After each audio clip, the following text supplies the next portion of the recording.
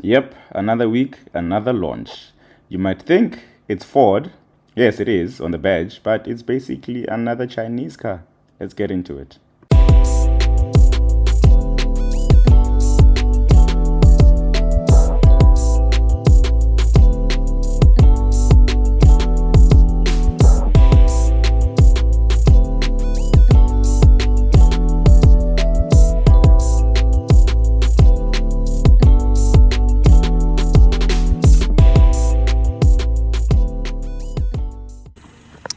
What's up, everybody?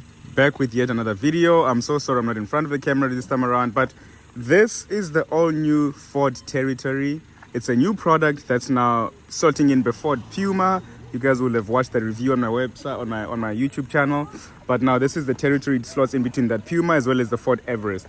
So if you'll notice in front that you've got this, arrow-shaped like daytime running lights, and you've got this grille. And the idea here is that the entire light bar is supposed to go across, and while that's not the case, but it's giving off that look. So at the top here, you've got these daytime running lights at the top, and then with your main headlight down here, which we've seen in so many cars, the Fronks, a lot of cars that have this daytime running light at the top as well as the main beam down there. This is the middle spec trend variant, which is just over 600,000 Rand. The range starts at 590,000 Rand. And you do get quite a lot. The Ambiente, GUs, I'll put those details up on screen, but this is powered by a 1.8 liter turbocharged petrol engine, which is paired to a 7-speed DCT gearbox. First in the Ford range. It drives beautifully, it's well calibrated, but it has 138 kilowatts as well as 318 newton meters of torque. And I think it's just really, it's perfect for what this car is and what it does. So going across, I'll just show you here at the grille. You do have some slats in there, obviously a Ford badge on it, and just this cool looking splitter-ish at the front as well, which I'm not mad at, and I'm sorry for the noise. You come across, you have these 18-inch alloys. This is the trend which gets these alloys. The titanium, I'll put that on screen now, it gets these type of alloys, but this trend alloys is perfect. And I think that we're going to be seeing these trend models a lot on the road, because I think this is just perfect. It's feature packed, and I think that nobody will really complain.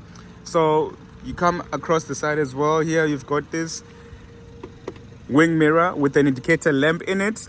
You've got some roof racks on top. It's keyless entry and keyless go. It's just really good looking, and this is one of the colors, which is this red, but you've got a list of colors that are on there. I'll also put that on screen for you guys to see, but you do have a lot of colors in this model range, which I think is quite cool.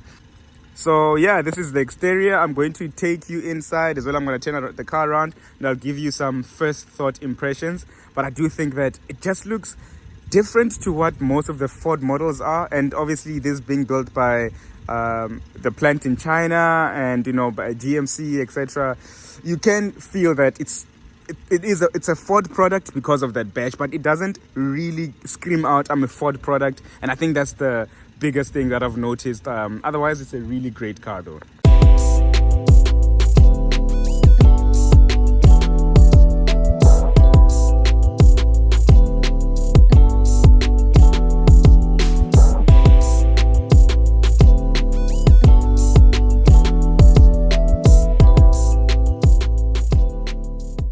So jumping inside of the Ford Territory, you will see that it is a typical interior that is, you've seen this in most of your Chinese vehicles really. It's an asymmetrical dashboard that's running through, dual screens, some rotary dials on there, for one for the volume and one for the drive mode selector. But I think that it's a very familiar interior as opposed to what people see a lot. You get these really nice accents that run on the door, which is this green on here, which runs really cool. In other cars, you get some bluish accents that are running across the entire dashboard, which is quite cool.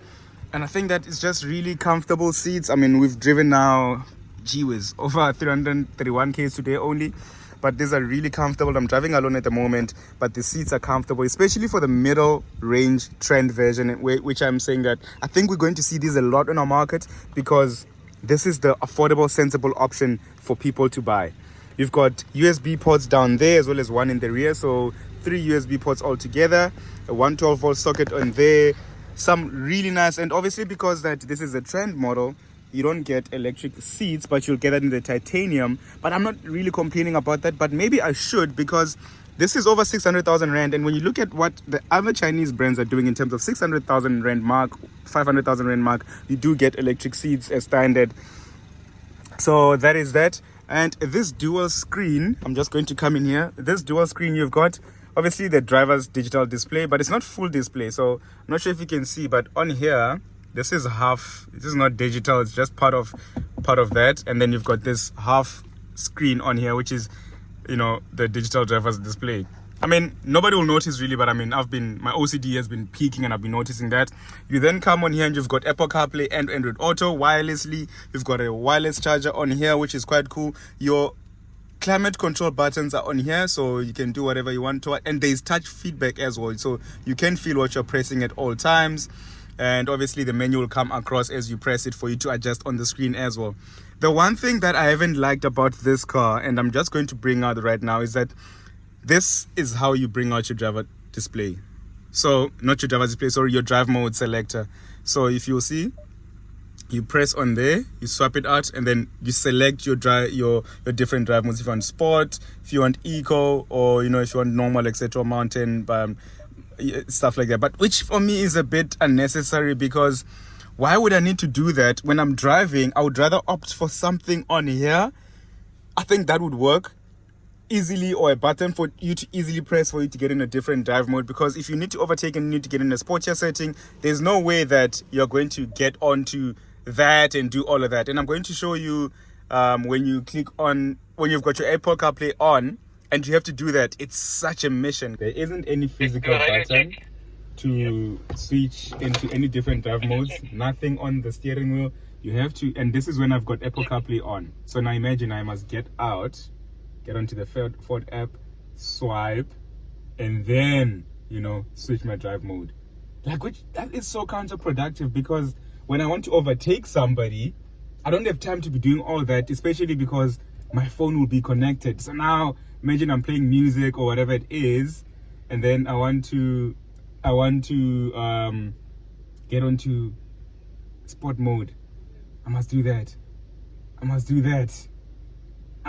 Nah, come on guys, I'm sorry, that is just wrong, guys. It's such a mission to do that.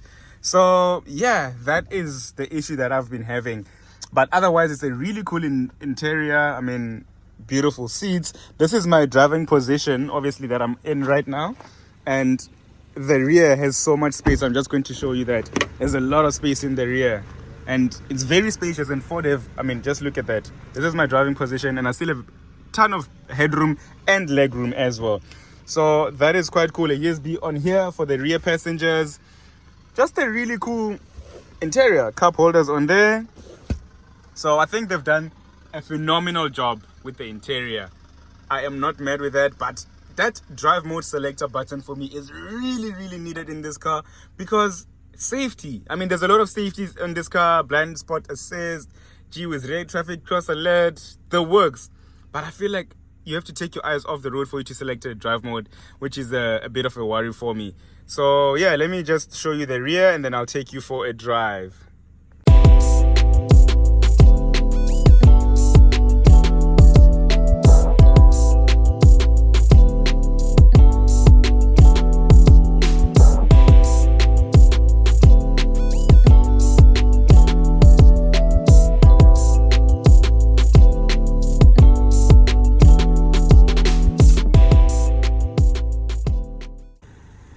So if you come to the rear, you are met by what I think is a cool looking rear. Like I said, this is a trend version. So, and I mean, all cars really of these, whether it's an Ambiente, titanium, or this trend, they all essentially look the same. The only difference is these alloys that will change on the titanium. But the rear, you've got a really nice rear diffuser like thing that's going on there. There's if you can put it that way, clamp type of tail lights at the rear with this bulb effect on each. A territory badge is the EcoBoost, obviously that 1.8 EcoBoost engine that's on there. And if it was a titanium, you'd have a titanium badge. But I just think that it looks really good. I'm not too mad at how it looks. And yeah, that's essentially the rear. Nothing out of the ordinary, nothing hectic. So yeah, let me know what you guys think about the rear before I take you guys for a drive. But this is it.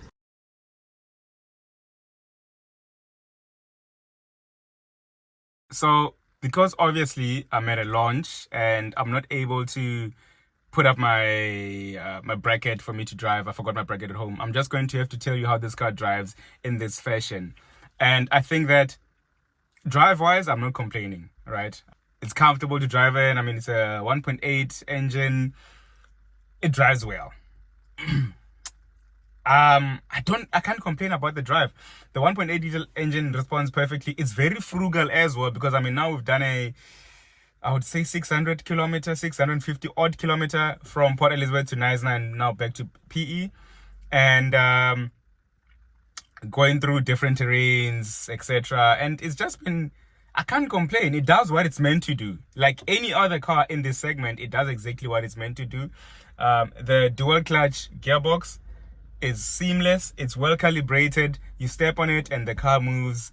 You know, it's frugal as well. I think that's the one thing that they've focused on, is that the fuel consumption. I've been doing now 8.5 liters per 100 kilometer over obviously that 600 odd journey we've taken, and not trying to be frugal. So I always think that should obviously you be driving conservatively, you'd even get lower results, because I've just been really stepping on this thing, to be honest with you guys.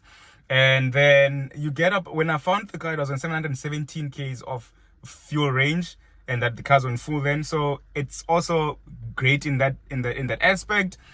There is space in the rear for you to load up your people. There's space in the boot for your luggage. You know, that's the works. My biggest pet peeve, my biggest pet peeve, that's what happens when you try speaking English. My biggest pet peeve is the fact that I have to go into the infotainment for me to access my various drive modes. Because, like, why don't you just have it on here? Why don't you just have a button on the steering wheel or wherever for your various drive modes, which would make everything better and easier for your drivers. In terms of pricing, I think they've nailed it. They've nailed the pricing more than the Ford Puma that I drove. Link in the bio to that review, and link in the description as well. Like, why didn't they just... This is perfectly priced in my opinion. And obviously because it's coming from China, I think that's the case. Whereas that was different. The Puma was coming from a different region. So from 570, 590 essentially, to 721 for this car. And that's amazing pricing. All of them powered by the same engine, the 1.8 liter. All of them, you know, have a lot of a lot of things to offer. I don't see though people maybe going for the Ambiente, which is the range entry with the cloth seats. I wouldn't see a reason why people would go for that. I think this is perfect. But now, competition, right? The competition is the Chery Tiggo 7 Pro or Pro Max. You can even put in the Chery Tiggo 8 in there. You can put in the Haval Jolion. You can put in the Haval H6. You can put in the Hyundai Sportage. No, sorry, the Hyundai Tucson. Well, Hyundai Sportage, sorry. Hyundai Tucson. You can put in the Kia Sportage in there. So there's a lot of cars you can get within that segment that all drive well. So it's coming to a segment where it's not going to be easy for it. And I quite like that. So yeah, use the link in the description to get a quote in terms of, you know, just trying to see how much you might pay if you buy this trend variant. How much you might spend on insurance for it. Just use the link, this link, or you can use the link in my description. That is Naked Insurance, and Naked will offer you a quote in under 90 seconds, guys. I'm running another competition soon, and I think that you guys will love it. But yeah, these are my first impressions of the Ford Territory. It's going to come on test, and I'll tell you all you need to know. Thank you so much for showing love, and until next time, peace.